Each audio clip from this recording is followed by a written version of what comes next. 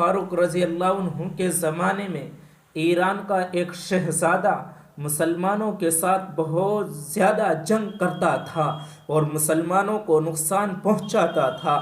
وہ ایک مرتبہ گرفتار ہو کر حضرت عمر رضی اللہ عنہ کے دربار میں پیش کیا گیا۔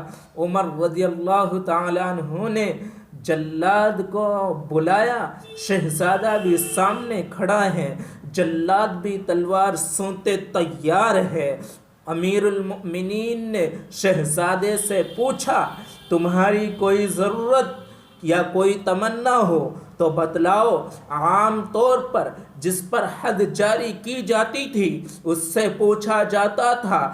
بہرحال شہزادے نے کہا کہ مجھے پانی پینے کی ضرورت ہے۔ حضرت عمر فاروق رضی اللہ عنہ نے کہا کہ اس کو پانی پلا دو۔ چنانچہ جب پانی پلایا تو اس کو دیا گیا تو اس کے ہاتھ کانپنے لگے۔ عمر نے کہا کیوں نہیں پیتے؟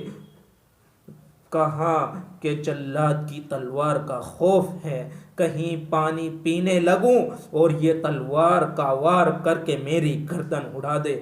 حضرت عمر رضی اللہ عنہ نے کہا کہ تم بے فکر ہو، جب تک پانی نہیں پی لو گے قتل نہیں کیا جائے گا۔ بہرحال اس شہزادے نے چالاکی سے کام لیا، اس نے پانی کا پیالہ زمین پر گرا دیا، پانی زمین میں جذب ہو گیا۔ کہنے لگا اے مسلمانوں کے امیر المؤمنین، اپنے وعدے اور اپنے قول قرار پر پختہ رہیے، کیونکہ میں نے پانی نہیں پیا اس لیے آپ مجھے قتل نہیں کر سکتے۔ حضرت عمر رضی اللہ عنہ اس کشمکش میں ہے کہ ایک طرف تو زبردست دشمن اسلام کھڑا ہے تو اور دوسری طرف زبان کا قول بھی ہے، وعدہ بھی ہے۔ عقل کہہ رہی تھی کہ اس دشمن اسلام کی گردن اڑا دوں، اس لیے کہ اسلام کو نقصان پہنچاتا تھا۔ بہرحال حضرت عمر رضی اللہ عنہ کی زندگی سچی زندگی تھی، ان کی زندگی میں صدق صفا معجزن تھا۔ حضرت عمر رضی اللہ عنہ نے کہا کہ میں نے زبان دی تھی جب تک تو پانی نہیں پیے گا ہم قتل نہیں کریں گے۔ تم نے پانی نہیں پیا اس لیے ہم تم کو قتل نہیں کرتے، ہم قتل کا حکم واپس لے لیتے ہیں۔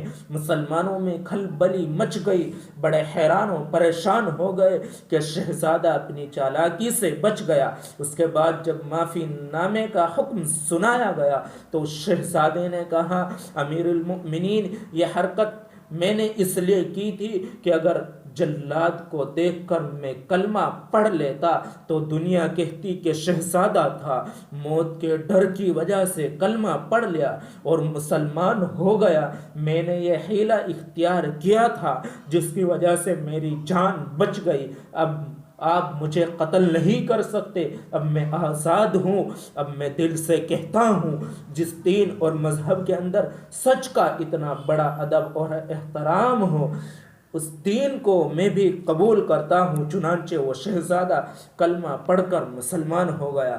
دوستو، حضرت عمر رضی اللہ اگر اس کو قتل کر دیتے تو یہ غداری ہوتی، زبان کا قول جھوٹا ہوتا، وعدہ خلافی ہوتی۔ اس لیے آپ سچائی پر قائم رہے جس کی برکت سے اللہ نے اس کو اسلام کی توفیق عطا فرمائی۔